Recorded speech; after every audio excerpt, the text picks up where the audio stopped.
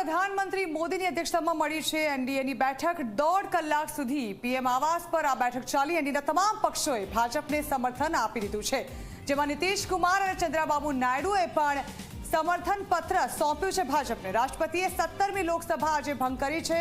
કેન્દ્રીય કેબિનેટની ભલામણ બાદ લોકસભા ભંગ કરવામાં આવી। એનડીએના નેતાઓ આજે રાત્રે રાષ્ટ્રપતિને મળવા જશે।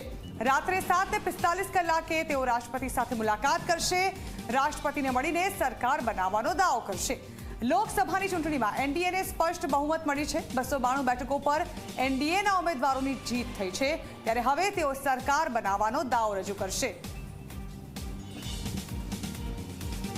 આ અંગે વધુ માહિતી સંવાદદાતા હિતલ પારેખ આપી રહ્યા છે। હિતલ, આખરે આ વખતે બનશે એનડીએની સરકાર સ્પષ્ટ બહુમતી એટલે કે 292 બેઠકો સાથે ભાજપ અને તેના સહયોગી દળ સરકાર રચવાનો દાવો કરશે। જાણવા માંગે શું કહી રહી છે દિલ્હીની રાજકીય હલચલ?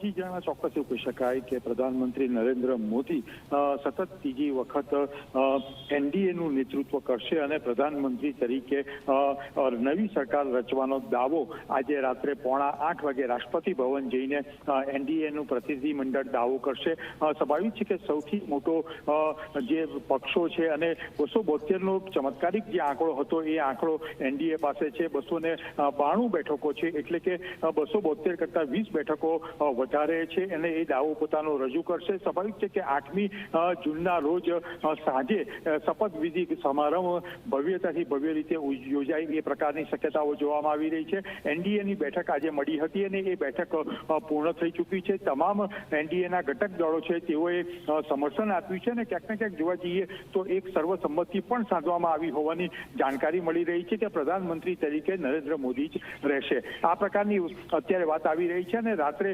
7:45 વાગે તેઓ જે તમામ એનડીએના ઘટક છે એનો સમર્થન પત્ર લઈને રાષ્ટ્રપતિ સામે નવી સરકાર રચવાનો દાવો પોતાનો રજૂ કરશે।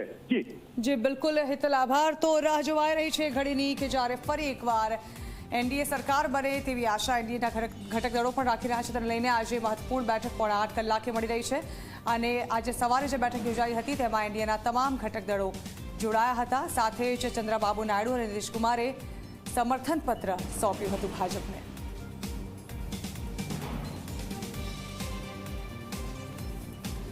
તો આખરે 4મી જૂન પૂરી થઈ ચૂકી છે અને સ્પષ્ટ બહુમતી એક પણ પક્ષ નથી મળી। એનડીએ અને ઇન્ડિયા બંને સરકાર રચવાના દાવા કરશે તેવી શક્યતાઓ લાગી રહી હતી, પરંતુ 292 બેઠક સાથે હાલ એનડીએ પાસે સ્પષ્ટ બહુમતી છે। ત્યારે ઘટક દળો સાથે આજે ભાજપે મુલાકાત કરી હતી। આ સવારે યોજાયેલી આ બેઠકમાં જે 2 મુખ્ય નામો હતા, ચંદ્રબાબુ નાયડુ અને નીતિશ કુમાર, શું ભાજપને સમર્થન કરશે કે નહીં તેના પર સવાલ હતા, પરંતુ આખરે બંને નેતાઓ એનડીએની આ બેઠકમાં સામેલ થયા અને સ્પષ્ટ બહુમતી સાથે હવે તેઓ સરકાર રચવાનો દાવો કરશે। તેના માટે જ આજે તેઓ રાષ્ટ્રપતિ સાથે મુલાકાત કરશે।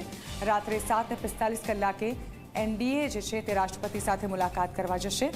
આજે 17મી લોકસભા ભંગ થઈ ચૂકી છે અને ત્યારબાદ હવે નવી સરકાર રચવા માટેના દાવા કરવામાં આવશે, જેમાં એનડીએ સ્પષ્ટ બહુમતી સાથે પોતાનો દાવો રજૂ કરશે। ઉલ્લેખનીય છે કે આ વખતે ભાજપે અન્ય દળોનો સપોર્ટ લઈને સરકાર બનાવવાનું રહેશે, એટલે કે એનડીએની સરકાર હશે। ત્યારે આજે નેતાઓ ભાજપને સમર્થન જાહેર કરી રહ્યા છે। તેઓ કોઈ મોટા પદની માંગ કરે તેવી પણ શક્યતાઓ છે। કેબિનેટ મંત્રી તરીકેની માંગો પર હાલ ભાજપ ચર્ચા વિચારણા કરી રહ્યા હોવાનું પણ સામે આવી રહ્યું છે।